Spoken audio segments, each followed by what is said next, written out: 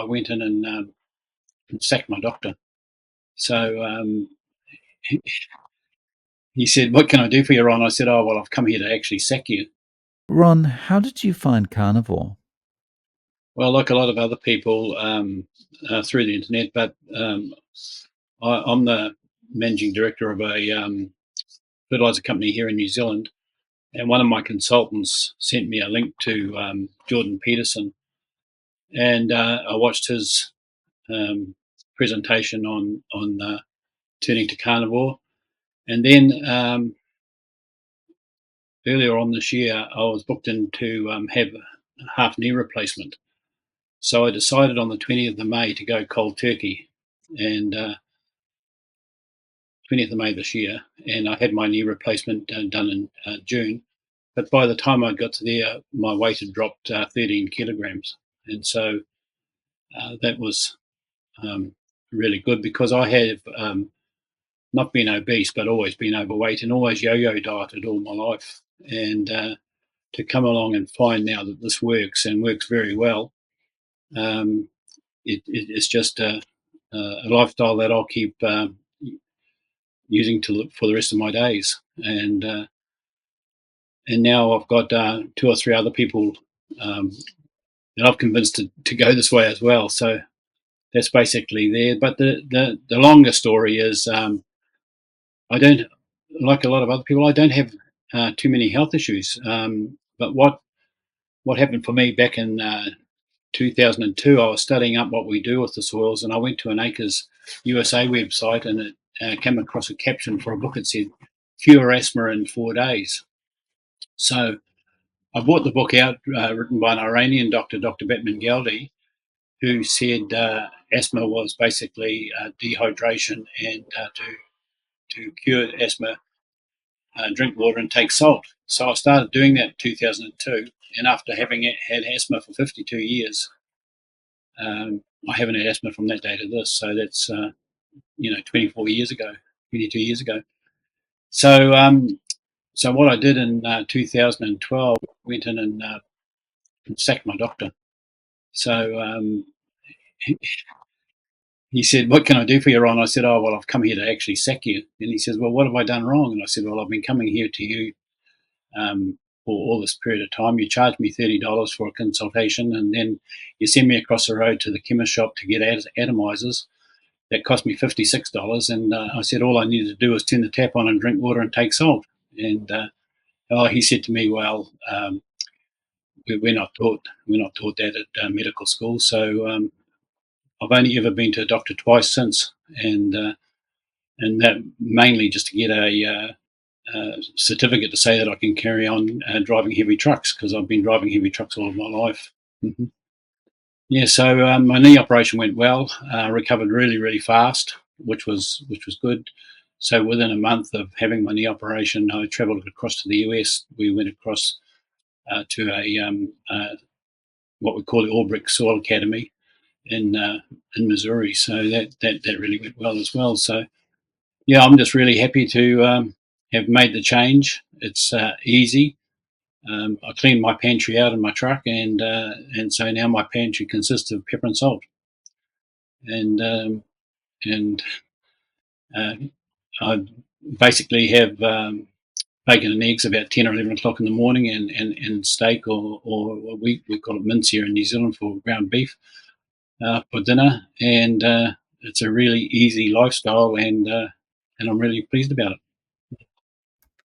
That's awesome. So that experience with asthma and then, going through and firing your doctor, I guess that made you more open to when you heard about carnivore going, "Okay, well, I'll give it a try." Oh, absolutely. So my truck is called the Pathfinder, and so for all of my life, I've sort of done things alternative to what mainstream does. And so even the fertilizer company that we run, we have a different program to what the mainstream chemical fertilizer companies run. So yeah, what we're I've been like a trailblazer all of my life, if you like. Yeah. Mhm. Yeah. So, and the other thing too, here in New Zealand, we've got a good climate for growing grass. So we've got a huge farming economy here, and so we grow really good cattle, all grass fed, and there are now a large number of artisan butcher shops in just about in every town that you go to. So to get good quality meat is no problem at all. In fact, I hope that this carnivore lifestyle takes off right across the world because our farmers will be able to export much more beef and lamb. Yeah. Um, so how has it been with your business since you've been sorry, just let me check. How long has it been that you've done Carnivore? Oh, only since May the Since 20th. May. Yeah, Right. yeah. Okay, since May. So how have your energy levels changed since then? Oh, yeah. Like I've got a spring in my step. Well, with my arthritis I had in my knee, I limped for 4 years, and so I've had the surgery done, and now my knee's bang on again like it was before I started limping, and yeah, I got a spring in my step, clarity of thought, like thinking a lot clearer now. Not that I didn't have too much trouble before. We've got quite a large business. I've got a team of about 17 people that we operate right across the North Island of New Zealand, and so I spend my time on the road, just travelling to where my work is. Yeah. So yeah, and I find that I need a lot less sleep than I was having before.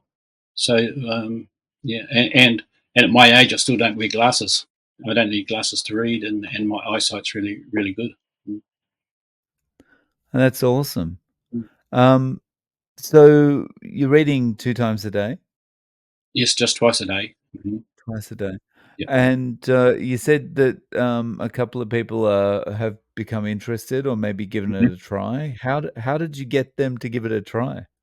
Well, it was just two people who basically overweight, and I said, well, if you want to drop it like I have, they saw that I'd dropped a lot of weight, and said, how do you do it in such a short period of time? And so once I told them that, it was like, well, we'll give it a go, and so yeah, they're into it. So what with the work that we do in the soils side of things, back in 2012, we started a number of us started doing hair testing. So we would send our hair away to a laboratory in the US and have it analysed. And from that, they would send back a report on what minerals we were missing internally. And so I've had a pretty heavy remineralisation program going on for that period of time. And I really haven't had, apart from my knee, I haven't had any health issues at all. And now I find that I'm even feeling better than what I was before, even though I was feeling good before. Mm. Yeah, so, have you had anyone kinda commenting about, it's weird just to be eating this way? Yeah, yeah, lots. Yeah, they just can't get over the fact that I've given away vegetables and bread and pasta and all that sort of thing. So kicked it all out. Um, and you just yourself, a lot of people will just say, "Oh, well, that's not for me." Well, you just you can lead a horse to water, but you can't make it drink. Mhm. Yeah, I can understand, when someone says, "Oh, I could never give up my bread," or "I could never give up my pasta," because that's kind of they're addictive substances. They're designed to keep us eating them, right? But when people are like, "Oh, I need my veggies," and it's like, "Really?" I've never once had a vegetable and gone, "That is the best thing I've ever tasted in my life." It's yeah. Well, the hardest for us is because this country grows a lot of potatoes, and we call it kumara, which is sweet potato. And so the hardest vegetables to give up were those two, but full of starch and carbs. So yeah, but I don't crave for them anymore either. Like it's only been a short period of time, just 3 months, and I don't crave for any of that or anything sweet. It was a common thing to stop on the side of the road and buy an ice cream and that sort of thing. But now it's just like, well, never mind, carry on. Hmm. And how long did it take you to get over that? Well, I went cold turkey when I changed, so yeah, I just haven't had the desire for for sweet things since. Right, so even those first few days, you weren't kind of fighting off kind of, "Oh, that I I haven't. could just stop there and pick up an ice cream," or anything like that? I have had a couple of desserts, but after I've eaten them, I thought, well, I could really have done without it. It was just that I was with people and we're at a restaurant and that sort of thing.